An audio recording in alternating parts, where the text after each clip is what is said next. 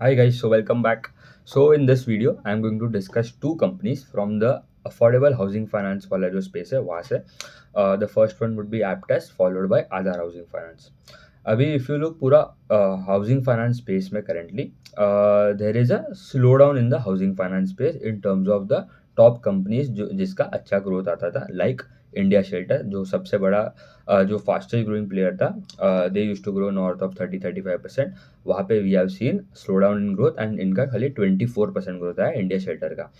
अभी जो एक टाइम पे जो ग्रोथ रेट्स एवरेज अगर आप देखो तो it use to be around 30%. Home First भी उतना ही करता था एंड इंडिया शेल्टर 35% के आसपास. एप्टस 27-28% करता था पहले.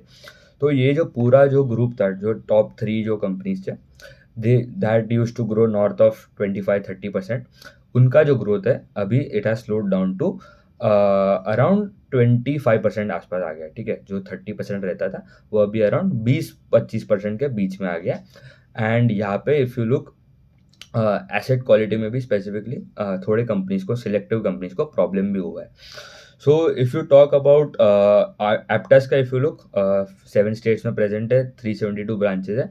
साइज एयूएम का साइज जो है it is around 13,650 crore and growth कितना है 21%.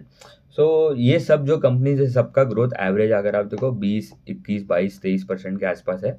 इंडिया शेल्टर 24% है. फास्टेस्ट अगर देखो it is Home First currently which is at 25% and I think it is the fastest growing company currently and उनका आउटलुक भी 25% है फॉर FY 2027.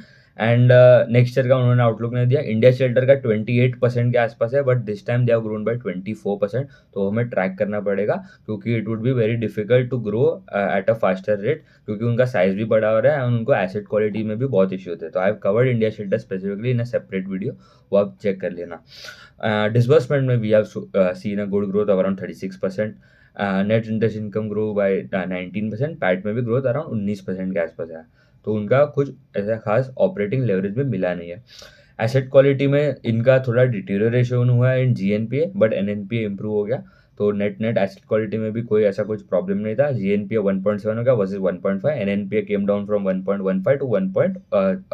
NNPA में भी डिटेरियोरेशन था फ्रॉम 1.15 टू 1.3. तो दोनों में डिटेरियोरेशन है in terms of asset quality as well. Early stress buckets DPD buckets if you look वहाँ पे भी यू हैव सीन 60 बिप्स का डिटेरियोरेशन बट उन्होंने बोला कि ये सीजनैलिटी फैक्टर्स है.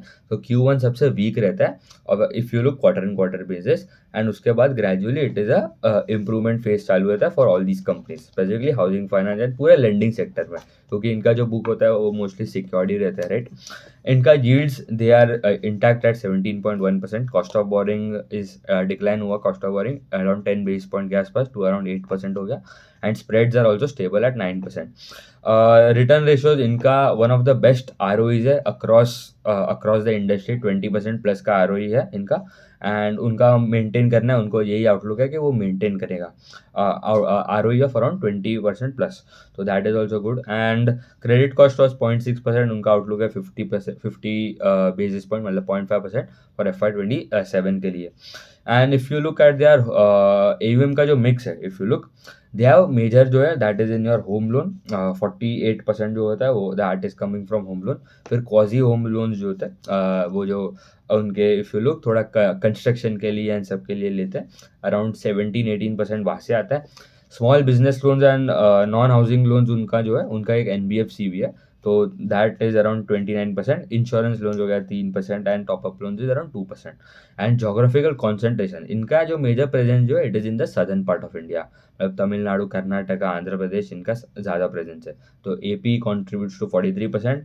Tamil Nadu is around 31%. Telangana is 17% and Karnataka is around 8%. अभी कंपनी का फोकस है कि वो महाराष्ट्र एंड उड़ीसा में भी ग्रेजुअली एक्सपांड करने वाला है.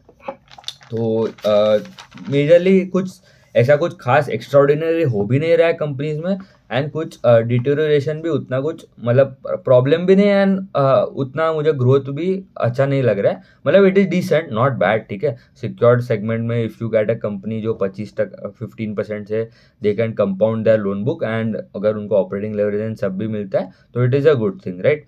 बट यहाँ पे अभी सबका there is a slow down, ठीक है। जो सबका जो 1 साल पहले 2 साल बाद 1 साल पहले आप अगर इनका कमेंट्री सुनो 1.5 years अगो, सब बोल रहे थे 30-35% आराम से ग्रो कर लेंगे। अभी सबका साइज भी बड़ा हो रहा है, एंड थोड़ा उनको एसेट क्वालिटी में भी ये टाइम प्रॉब्लम हो रहा है। तो द ग्रोथ रेट्स जो 30-35% रह रहे थे, that is now slowing down to around 20-25% के आसपास आ गए। इनका तो एप्टस का तो आप देखो, पहले 30% बोला, फिर 28 हुआ, फिर 26 बोला, फिर 25 बोला, फिर 22-24% पे आ गया for this time, and grow किया 21%, राइट। तो ये लास्ट कपल ऑफ क्वार्टर से उनका प्रॉब्लम हो रहा है एप्टस का, because they are not able to walk the talk.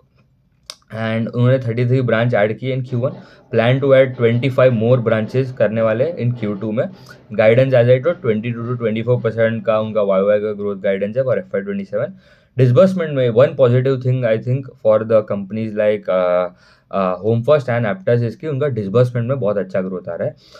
India shelter में वो बिकॉज उनका अकाउंटिंग चेंज की वजह से वहाँ पे ग्रोथ हमें मतलब it was not a right metric, around 17-18% के आसपास का ही ग्रोथ आया था। वो अभी वो भी बोल रहा है कि इम्प्रूवमेंट आएगा, तो वो हमें देखना पड़ेगा आगे कैसे इम्प्रूवमेंट आता है। And they are aiming to open 60-70 branches, मतलब कितना 33 ऐड कर लिए, 25 मोर करेंगे तो अराउंड 50 ब्रांच तो वहाँ पे ही हो गया। एंड इन नेक्स्ट H2 में अराउंड 10-15 ब्रांच और ऐड कर लेंगे।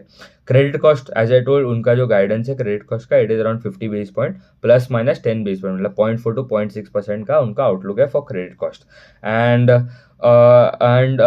फॉर जुलाई उन्होंने बोला 30+ DPD जो था, वो जो डिटीरियोरेट हुआ था, that has come down 20 bips in July, ठीक है। तो मतलब Q1 तक एंड तक तो एस्केलेट हो गया था, but now it is improving. तो एसेट क्वालिटी में भी स्पेसिफिकली अर्ली स्ट्रेस बकेट्स जो 30+ DPD 1+ DPD 60+ DPD जो होता है, वहाँ पे भी we are seeing an improvement. NIMs का आउटलुक जो है 12.5-13% उन्होंने वो भी मेंटेन किए। एंड ओडिशा एंड महाराष्ट्र में as I told they are improving. Odisha and Maharashtra में वो एक्सपांड करने वाला है। एंड उन्होंने लास्ट वन ईयर अगो उन्होंने 7 लाख के नीचे जो लोन्स थे ना, वहाँ पे उन्होंने डिसबर्समेंट कम कर दिया था, बंद ही कर लिया था, बिकॉज ये जो माइक्रो फाइनेंस में भी तभी बहुत प्रॉब्लम चल रहे थे, राइट। तो दैट उनको अभी थोड़ा अच्छा रिजल्ट आ रहा है क्योंकि वो हायर टिकट साइज में थोड़ा जा रहा है। तो because they are going in to higher ticket size, the quality of the customer is also better. तो यहाँ पे थोड़ा आगे जाके उन्होंने बोला यील्ड्स में थोड़ा प्रेशर दिख सकता है, नॉट मच, बट उनका कॉस्ट ऑफ बोरिंग से वो एडजस्ट हो गया, स्प्रेड्स वुड बी इंटैक्ट। तो ऐसा कोई प्रॉब्लम नहीं है। डिसबर्समेंट का उनका आउटलुक है कि 25% के आसपास का अच्छा खासा ग्रोथ आएगा in disbursement as well, because base भी छोटा था, लास्ट 1 आध साल से उनका डिसबर्समेंट में भी उतना कुछ खास ग्रोथ भी नहीं आ रहा था। तो ये था एप्टस का बात। कोई प्रॉब्लम भी नहीं है, कुछ एक्स्ट्रॉर्डिनरी भी नहीं हो रहा है, कुछ एक्स्ट्रॉर्डिनरी खराब भी नहीं हो रहा है, ठीक है। स्टेबल कंपनी है, बट इन्होंने अभी रिटर्न भी बना के नहीं दिया because of the escalated valuation. Now it is still if you look it is around, अभी तो मतलब कूल ऑफ हो गया वैल्यूएशन। एक टाइम पे तो अराउंड 3-3.5-4 टाइम्स के आसपास भी मिलता था इनको, तो that has reduce to around 2.5 times. अभी ये री रेटिंग कभी होएगा इन स्पेसिफिकली जब हाउसिंग फाइनेंस वाला स्पेस जो है वहाँ पे अच्छा खासा ग्रोथ आना इम्प्रूव होएगा। एंड बट यहाँ पे वैल्यूएशन में भी यहाँ पे कुछ खास उतना री रेटिंग होएगा नहीं, अराउंड 3 टाइम्स के आसपास ही रहेगा अगर मैक्सिमम अगर जाएगा तो भी इन गुड डेज, ठीक है, बुल मार्केट में, ठीक है। क्योंकि या this growth I think would be settled around this range only. जो पहले उनका 30-35% आ रहा था, इनका भी आ रहा था 28-30%, वो भी I think would settle around 22-24% के आसपास ही रहेगा for medium term, for Aptus specifically देखो तो ये हो गया एप्टस का बात। ओपेक्स का भी इफ यू लुक 2.6-2.8 का आउटलुक है, वो भी अभी that in it is comfortably in that range. तो मेजरली कुछ प्रॉब्लम भी नहीं है, एंड कुछ अच्छा भी नहीं हो रहा है कि जहाँ पे मुझे री रेटिंग जैसा अपॉर्चुनिटी मिले, ठीक है। तो ये था एप्टस का बात। अभी आ जाते हैं आधार हाउसिंग पे। Aadhar is the biggest player in the housing finance space, they are present in 22 states, मतलब पैन इंडिया प्रेजेंस है ऑलमोस्ट। दे आर 628 ब्रांचेज है उनके पास। एंड यहाँ पे इफ यू लुक उनका कॉन्सेंट्रेशन भी पर जोग्राफी तो जोग्राफिकल मिक्स भी अगर आप देखो ना, तो इनका सबसे ज़्यादा कॉन्सेंट्रेशन महाराष्ट्र में खाली 15%, तो मैक्सिमम कॉन्सेंट्रेशन इज 15%। एंड तो मतलब it is well diversified. And अगर एक स्टेट में कोई प्रॉब्लम भी होता है तो इनको इतना प्रॉब्लम नहीं होगा, बिकॉज इनका concentration is very less in a particular state. तो Maharashtra is 15%, Rajasthan 13%, UP 12%, Gujarat is 11% and Madhya Pradesh is 9%। इनका साइज कितना है? 31,000 करोड़ का ईवीएम है, ठीक है। एप्टस का साइज कितना है? 13,000 करोड़। इनका साइज कितना है? 31,000। ऑलमोस्ट 3 टाइम्स, ठीक है, ऑलमोस्ट 3 टाइम्स है साइज है। इनका भी ग्रोथ रेट था सिमिलर टू एप्टस, ठीक है। ईवीएम का ग्रोथ कितना है? 18%। इनका आउटलुक कितना है? 20% के आसपास का ग्रोथ रेट।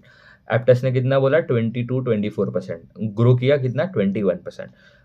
डिसबर्समेंट में ग्रोथ आया 19%। टोटल इनकम में 17% के आसपास ग्रोथ आया। एंड पीपॉप में ग्रोथ आया 19%। एंड पैट में भी 19% के आसपास का ग्रोथ आया। इनको भी एज सच मतलब उतना कुछ खास ऑपरेटिंग लेवरेज मिला नहीं है इनका। If you look, everything is almost stable. Yields are stable, cost of borrowing stable है, spreads are stable. Spreads are at around 5.8।